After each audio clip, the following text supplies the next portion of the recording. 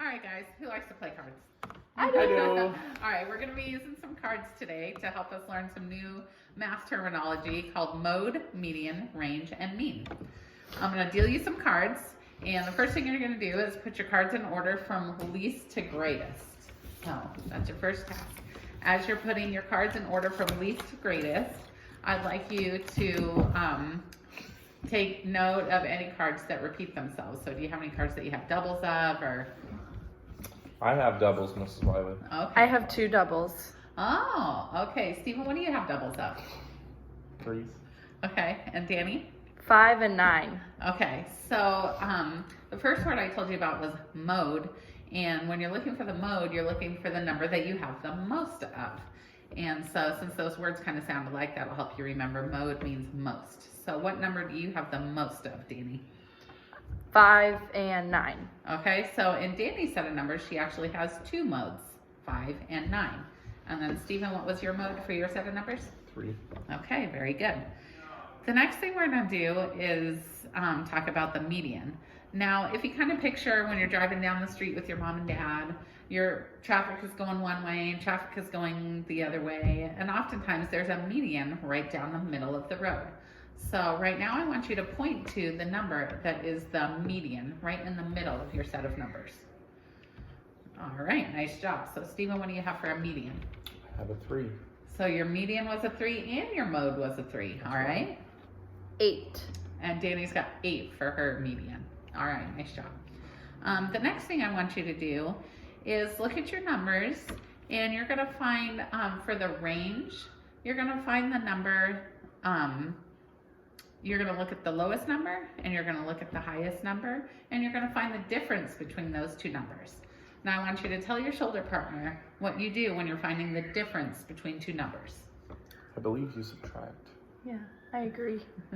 Okay, so right now I want you both to find the range of your numbers. So you're going to subtract the lowest number from the highest number.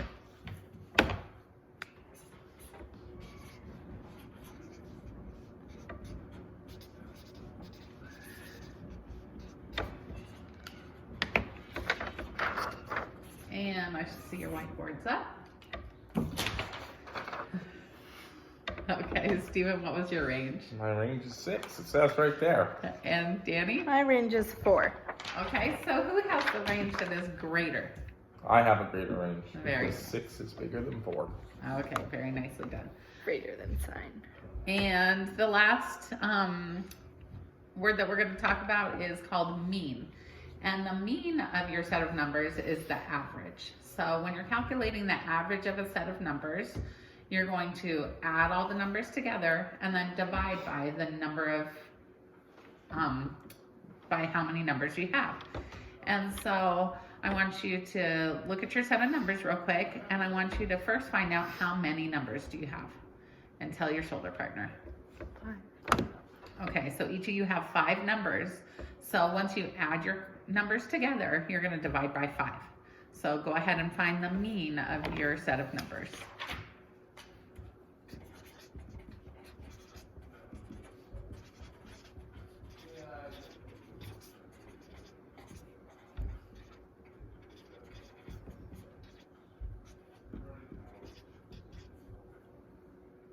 And when you're ready, hold up your whiteboards. I like how you're showing your work. Nicely done.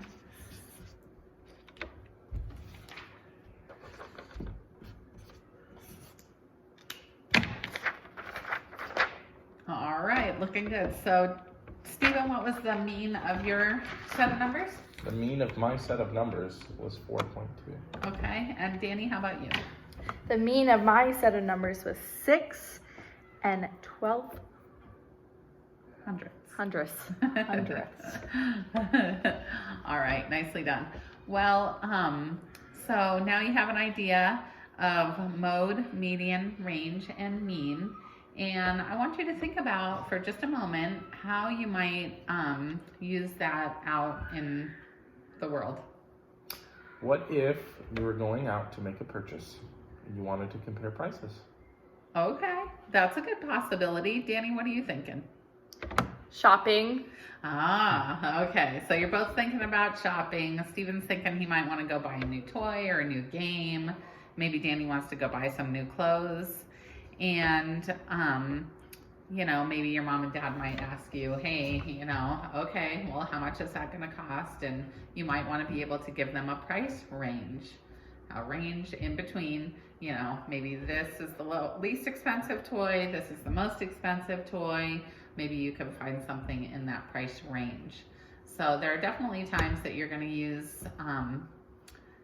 this for everyday purposes. So anyway, I appreciate your cooperation today, and now I'd like you to get out your math journal so we can write down the vocabulary words.